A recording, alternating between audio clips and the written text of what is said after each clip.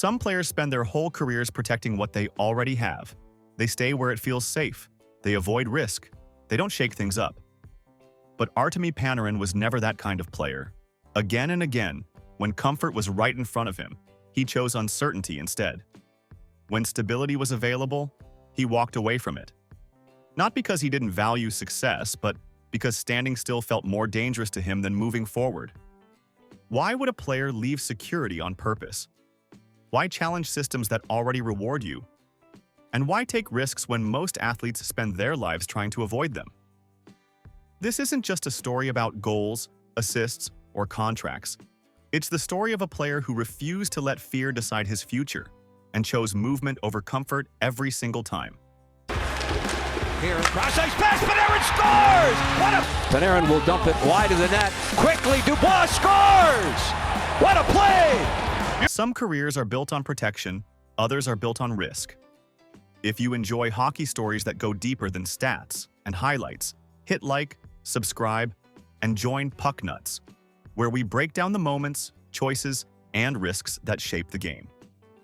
Growing up without a safety net, Artemi Panarin grew up in Korkino, a small town in Russia's Chelyabinsk region. The town was built around an open-pit coal mine, and life there was hard. Opportunities were few, and nothing came easy. His parents separated when he was young. After that, stability was rare. His future fell into the hands of his grandparents, especially his grandfather. He believed in Artemi's dream and never let it die. Hockey was not close to home. Ice rinks were far away. Practices and games meant long drives. His grandfather took him for hours, leaving before sunrise and returning late at night. Money was always tight. Gear cost a lot and travel added pressure. Every season brought the same question. Could they keep going? There was no backup plan. Belief, sacrifice, and hockey. Learning early that nothing is guaranteed. From a very young age, Panarin learned a hard truth. No system was going to save him. If no one showed up to drive him, he missed practice. If money ran short, plans had to change. If support disappeared, the chance disappeared with it. Because of that, his fear was never about losing comfort. He never had much comfort to begin with. His real fear was being stuck in one place, with no way forward. That way of thinking shaped his future. When stability came, it felt limiting. When risk appeared, he saw progress, not danger. Becoming a star in Russia. By the mid-2010s, Artemi Panarin had reached the top of Russian hockey. He was playing for SKA St. Petersburg, the richest and most powerful team in the KHL. This was not team building for the future. This was a win-now team made to dominate and keep its best players at home. In the 2014-15 season, Panarin scored 62 points in 54 games. When the playoffs began, he raised his level even more, putting up 20 points in 20 playoff games. He was in his prime and playing like a true star. On April 19, 2015, SKA St. Petersburg won the Gagarin Cup. They beat Akbars Kazan 6-1 in Game 5 and won the series 4-1. Panarin was not just part of the team. He was a key piece of that championship run. Was stopped in front, Strome! He scores! Fakes, and scores! The NHL had already passed on him. Even with all his success in Russia, Panarin knew exactly how the NHL saw him, because the league had already made its decision. He went undrafted. Every team had chances to pick him, but none did. Scouts worried about his size and strength, and some thought his skill might vanish in the faster, more physical NHL. That silence spoke volumes. So when Panarin thought about moving to the NHL, he wasn't looking for approval. He was ready to challenge a verdict that had already been made. Leaving comfort behind. Just 10 days after winning the Gagarin Cup, on April 29, 2015, Panarin signed a 2-year entry-level contract with the Chicago Blackhawks. This wasn't a deal for a star. It was the kind rookies usually get. Reports noted one key detail. If he didn't make the NHL roster, he could go back to the KHL. Chicago wasn't buying certainty. They were testing him, and in the hardest possible environment. Joining a team that didn't need him, the Chicago Blackhawks were the defending Stanley Cup champions, and this team wasn't built to develop unknown players. Practices were tough, ice time had to be earned, and mistakes carried real consequences. Panarin had to learn a new system while fighting for a spot on a roster that already knew how to win. The ice was smaller than in Europe, pressure came faster, and plays that worked back home often closed instantly in North America. One slow stretch could end his chance, proving everyone wrong. Panarin didn't just survive his first NHL season, he thrived. In 2015-16, Artemi Panarin won the Calder Trophy as the NHL's Rookie of the Year. This wasn't only about scoring points. It proved his skill worked under pressure, showed the scouts who doubted him were wrong, and confirmed that going undrafted didn't define his career. He had arrived, and the hockey world had to take notice. Back on with it, now comes Kane. Kane led it right around in front. Panarin scores! The Calder Memorial Trophy for the NHL's top rookie. And the award goes to Artemi Panarin. Speaking, when silence is safer.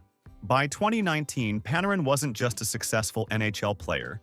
He had a voice that carried weight. In a Russian interview, he openly criticized Russia's political system, calling it lawless and built on fear instead of accountability. This was rare. Most Russian athletes wait until retirement to speak out. Panarin didn't.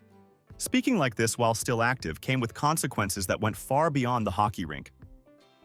When pressure turned personal, in February 2021, former KHL coach Andrei Nazarov publicly accused Artemi Panarin of assaulting a woman in Latvia back in 2011. The claim didn't come through any legal process. There were no new charges or investigations. It appeared almost a decade after the alleged incident, years after Panarin had left Russia, and after his political criticism had become public. Panarin strongly denied the accusation. Shortly afterward, he stepped away from the New York Rangers for about 2 weeks. Reports stated that his absence was related to concerns for the safety of his family in Russia. This situation was no longer about contracts, ice time, or performance. It was personal. For the first time, the risks Panarin had taken in speaking out followed him off the ice, showing that some decisions carry consequences far beyond hockey. Refusing to back down. When Panarin came back, he didn't apologize or take back his words. He didn't try to soften his stance. Instead, he focused on playing. From that moment, he wasn't just a scorer. He became a player who openly challenged what was expected of Russian athletes and accepted the consequences without backing down. Columbus, playing without guarantees. Panarin's move to the Columbus Blue Jackets brought a new kind of risk. Columbus didn't bring him in to experiment. They wanted a star to lift the team. By 2018-19, he made it clear he wouldn't sign an extension, aiming for free agency. That honesty created tension, and every shift was watched through the lens of loyalty. The series that defined his time there. In the 2019 playoffs, the Columbus Blue Jackets faced the Tampa Bay Lightning, who had just finished one of the most dominant regular seasons in NHL history. Expectations were low. Most thought Columbus would be eliminated quickly. Instead, the Blue Jackets shocked the hockey world by sweeping Tampa in 4 games, one of the biggest upsets in NHL playoff history. Panarin was at the heart of the series, playing fearlessly and leading his team when it mattered most. T. Miller pumped in by Chernak, the rebound, they score! Braden Point dogging him, Jan Ruda, Sergachev scores! Choosing the loudest stage. On July 1, 2019, Panarin signed a 7-year, $81.5 million deal with the New York Rangers. Other teams offered more comfort or money, but he chose pressure. In New York, every success is loud, every failure impossible to hide. The risk was reputational, not financial.